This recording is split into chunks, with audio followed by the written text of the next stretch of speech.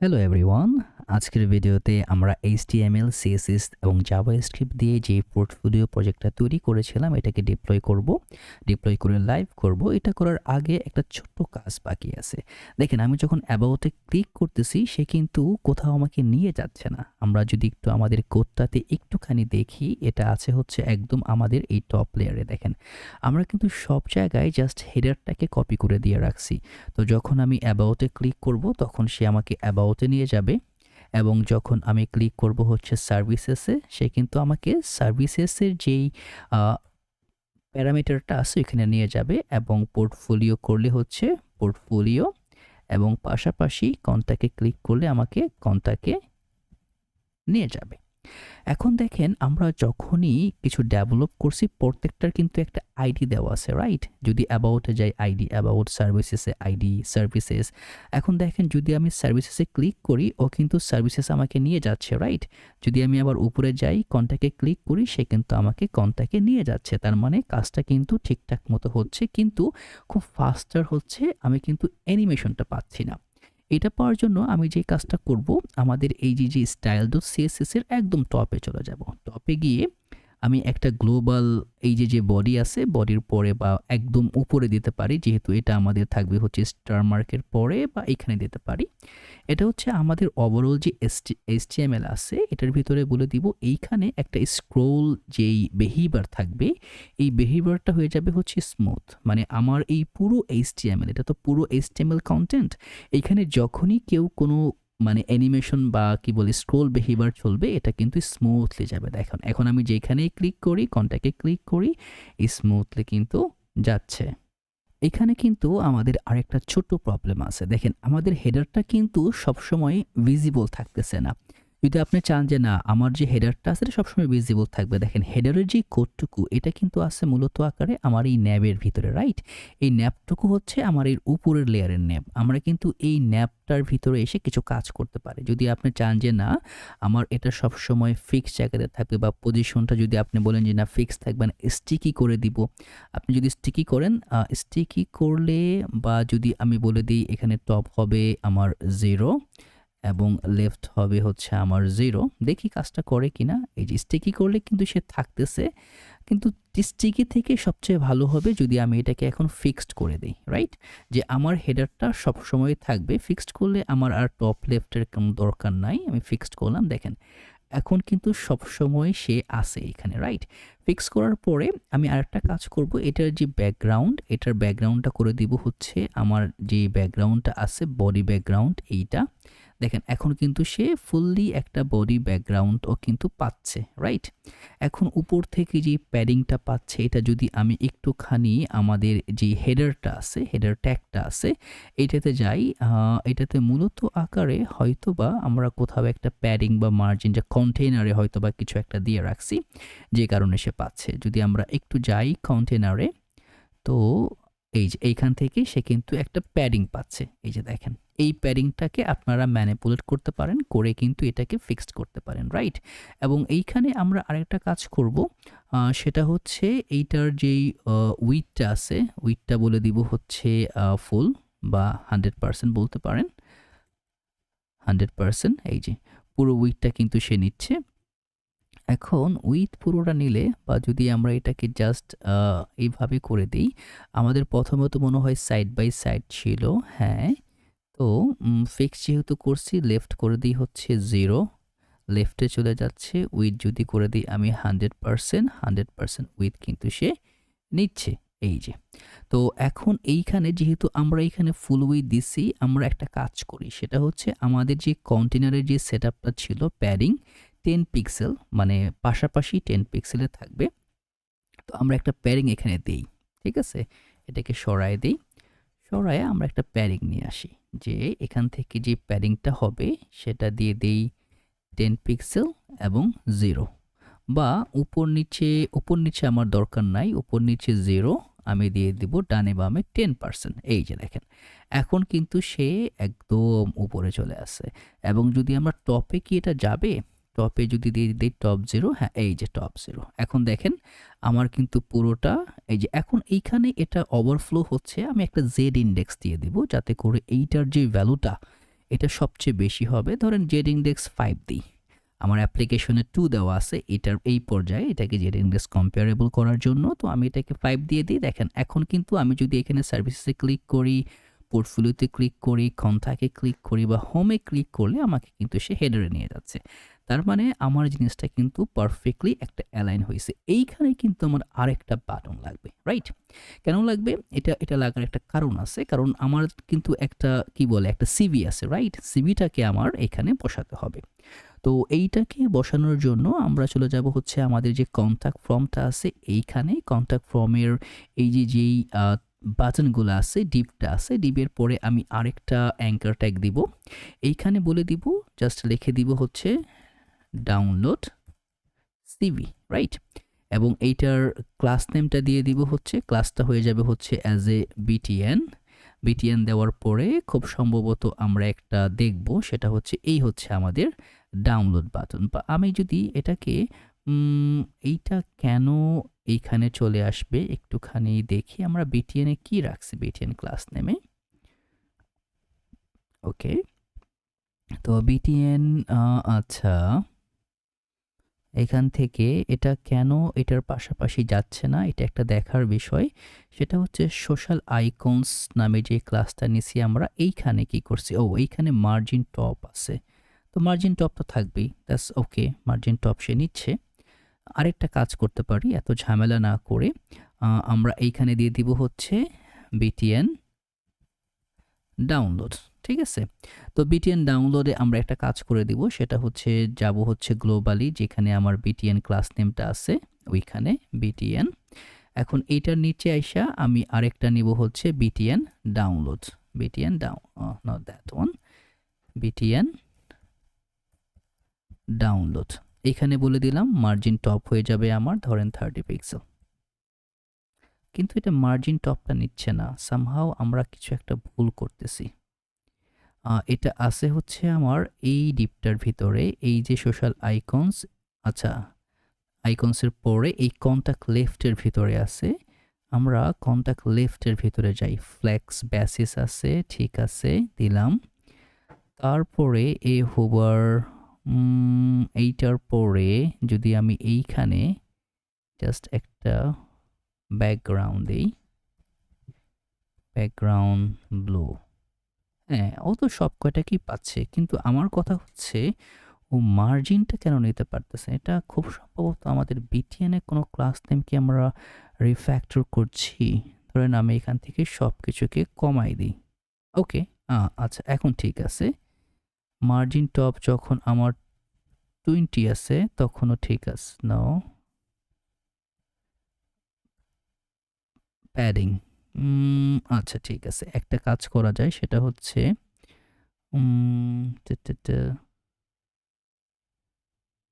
একটা হতে পারে, এটা তো আমরা ফ্লেক্স বেসিসে রাখছি, আমরা দেখি ডিসপ্লেটা কি দেওয়া যায়। ডিসপ্লে ইনলাইন ফ্লেক্স দেই, দেখি কি না আসে।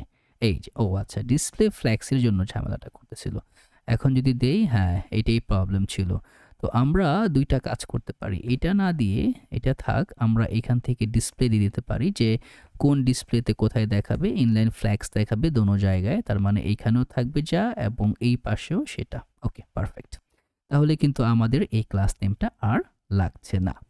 এখন এইখানে এইচ র্যাপটা কি হবে? এইচ র্যাপটা হবে যখন আমি এখানে ক্লিক করব, আমাদের ইমেজের ভিতরে কিন্তু একটা মাই সিভি নামে একটা এমটি সিভি আছে। তো যখন আমি এখানে ক্লিক করব ও কিন্তু এটাকে ওপেন করতেছে। তো আমি এটাকে ওপেন করাতে চাবো না, আমি কি লিখব এখানে সিম্পলি বলে দিব যে তুমি এটা অটোমেটিক্যালি কি হয়ে যাবা, ডাউনলোড হয়ে যাবা। তো এই ফ্ল্যাগটা, আচ্ছা এই ফ্ল্যাগটা দেওয়ার পরে যেটা হবে সেটা হচ্ছে সে অটোমেটিক্যালি কিন্তু এটাকে ডাউনলোড করে নেবে। দেখেন আমি যখন ক্লিক করতেছি, এই যে ও কিন্তু সিবিটাকে ডাউনলোড করে ফেলছে। আপনি আপনার ডাউনলোড ফোল্ডারে গেলে ইজিলি দেখতে পারবেন। তো এই হচ্ছে মূলত আমাদের সেটআপ, আমাদের পুরো প্রজেক্টটা কিন্তু কমপ্লিট ডান।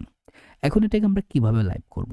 এখন রিয়েক্ট আমরা একভাবে লাইভ করি, এটা যেহেতু আমাদের সিম্পল এইচটিএমএল সিএসএস প্রজেক্ট। এটাকে লাইভ করতে হলে আমরা প্রথমে যে কাজটা করব সেটা হচ্ছে আমাদের গিটহাবে চলে যাব, রাইট? তো চলে গেলাম গিটহাবে। গিটহাবে যাওয়ার পরে এইখান থেকে আমি একটা রিপোজিটরি ক্রিয়েট করব। তো আপনাদের অবশ্যই গিটহাব অ্যাকাউন্ট লাগবে, না হলে কাজ করবে না। ধরেন আমি এইখান থেকে একটা রিপো ক্রিয়েট করি, নিউ রিপো। ওকে?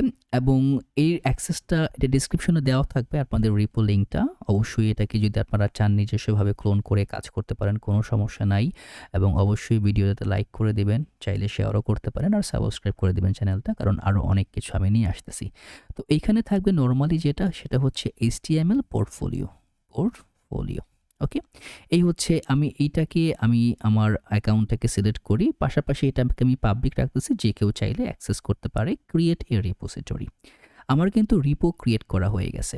এখন যদি আমি এখান থেকে আমার টার্মিনালটা চেক করি, চেক করব কেন? দেখব যে আমার এইখানে আমার এটার ভিতরে কোনো গিট ইনিশিয়ালাইজ করা আছে কিনা।